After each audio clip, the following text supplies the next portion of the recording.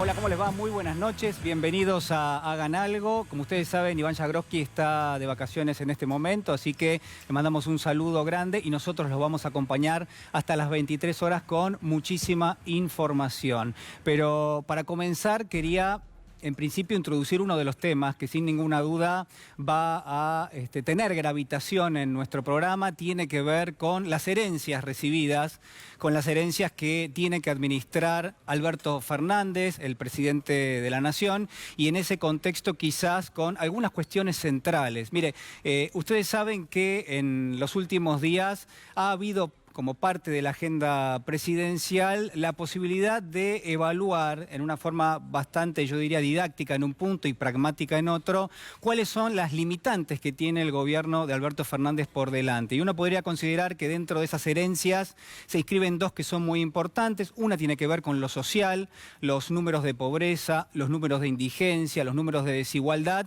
que son alarmantes y que sin ninguna duda constituyen una prioridad. Y del otro lado, lo que tenemos también es una emergencia de características macroeconómicas, donde allí yo diría que hay 3 o 4 cuestiones que son centrales, ¿no? Por un lado, la deuda externa, la deuda que hay que empezar a pagar y que se ha tomado en estos últimos 4 años, compromisos que a todas luces, en todo caso, lo que redundan es en una dificultad muy importante a futuro.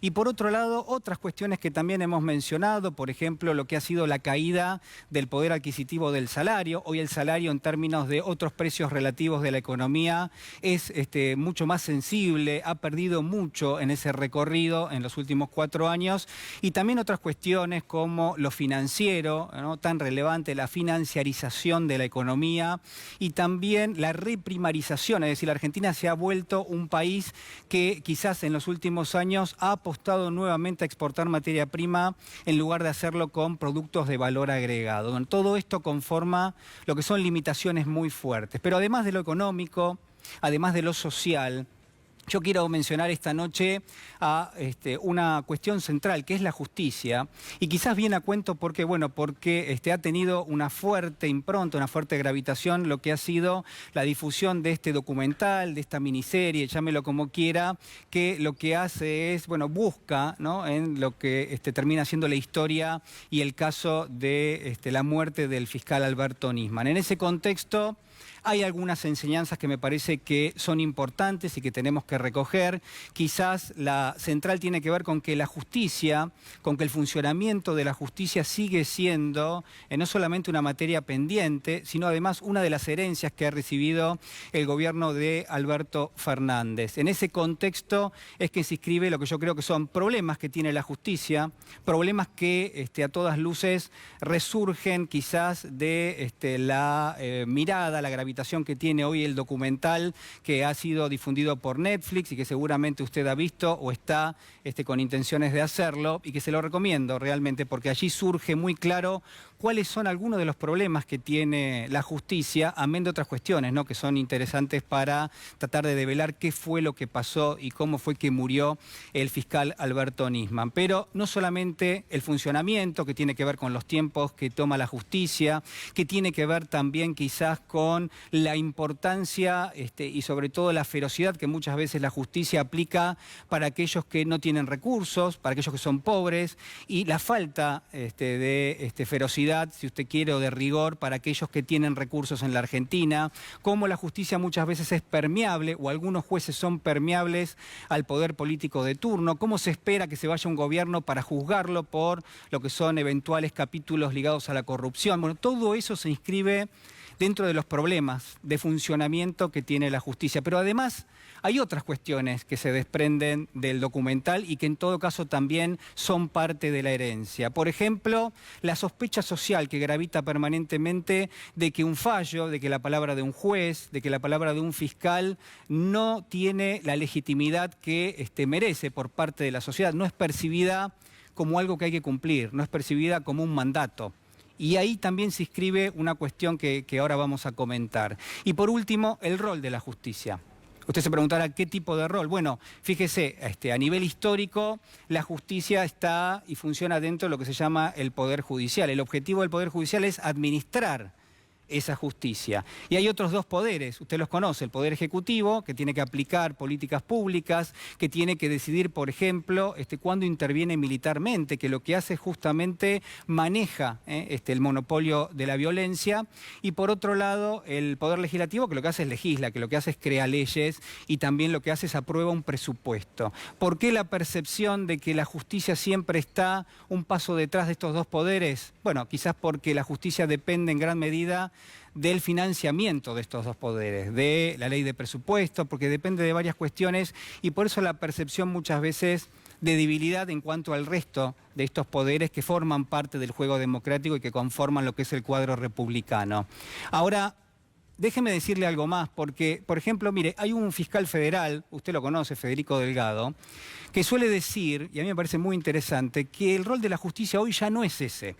Que el rol de la justicia hoy ya no forma parte de conformar uno de los tres poderes que conforman la democracia y que conforman el cuadro republicano. Que la justicia hoy es quizás un subproducto y que en todo caso se ve cruzada por dos cuestiones que son centrales.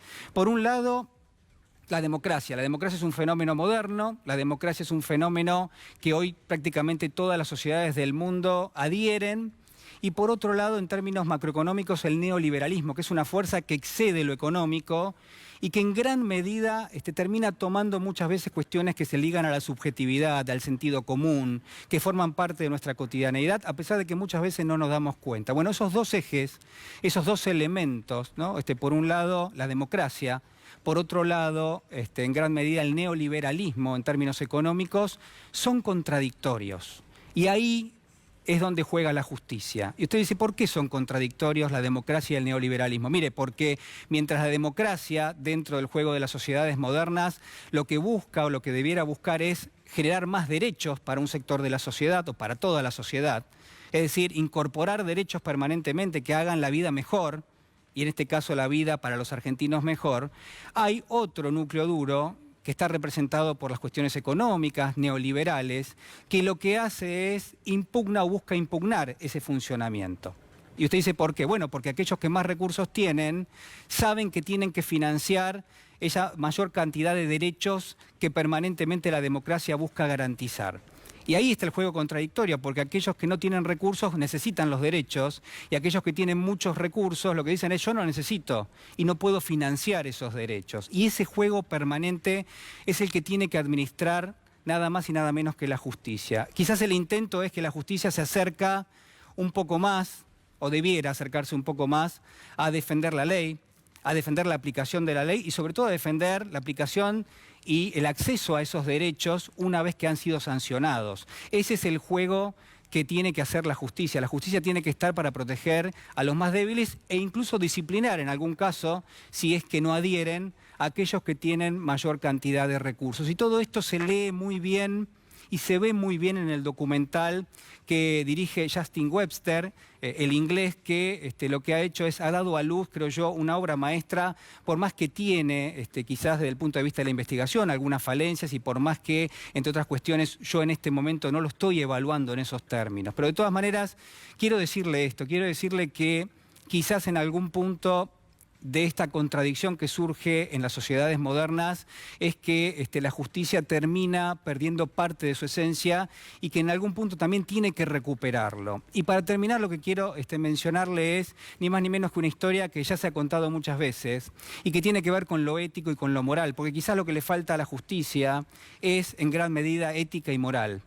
Porque si hay ética y moral, obviamente no hay ninguna otra cuestión que discutir. Pero si falta eso, ahí tenemos muchísimos problemas en la Argentina, sobre todo en una sociedad que quiere organizarse en función de derechos y que tiene que tener como correlato el accionar de la justicia permanentemente. La historia usted la conoce, yo se la voy a hacer muy chiquita, porque sucedió hace muchísimos años en la Grecia antigua, porque había dos hermanos que estaban enfrentados, estoy hablando del año 400 a.C., para que se dé una idea, y en esa ciudad antigua de Grecia había dos hermanos que estaban peleando por acceder al trono. Bueno, finalmente uno se queda en el trono, uno llega al trono y se transforma en el rey de Tebas, y el otro es desterrado.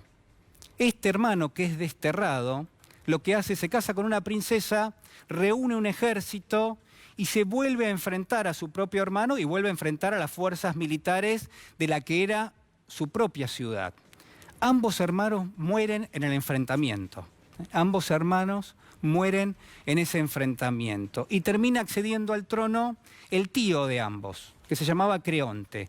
Y Creonte toma dos decisiones en ese momento. Primero dice que al hermano que era el antiguo rey, que al hermano que había defendido la ciudad, había que hacerle funerales con honor, con pompa.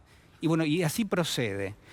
Y por otro lado, la segunda de las decisiones que toma, y quizás esto es lo más interesante, es que el cuerpo de este hermano que se había alzado contra la ciudad, que había enfrentado eventualmente al reinado de Tebas, y que el cuerpo estaba tirado directamente en el campo de batalla. Bueno, lo que dice el rey Creonte es: señores, prohíbo por ley que cualquier persona se acerque al cuerpo de, bueno, en este caso se llamaba Polinices, porque ha sido un traidor a la patria. Y en ese contexto, entonces, ¿el castigo cuál era? El castigo era que ese cuerpo quedase consumido por las aves de rapiña, por ejemplo. Ahí surge la voz de la conciencia de alguien que se llama Antígona, que era la hermana de ambos, y lo que termina diciendo Antígona es: yo voy a enterrar a mi hermano, porque hay una ley que no ha sido escrita, que es que los vivos entierran a los muertos. Y funda lo que es la ética, que es aquello que está bien por encima de cualquier norma escrita, que es aquello que es inherente al ser humano, a la concepción de lo que está bien y lo que está mal. Y Antígona decide por lo que está bien más allá de las prohibiciones del rey, y terminan condenándola a muerte. Pero ella tenía que enterrar a su hermano, tenía que darle sepultura, porque dice Antígona: los vivos entierran a los muertos. Si falta algo, quizás sea la ética; si falta algo, quizás sea el criterio moral, y es hora que los argentinos empecemos a pensar un poco más en eso.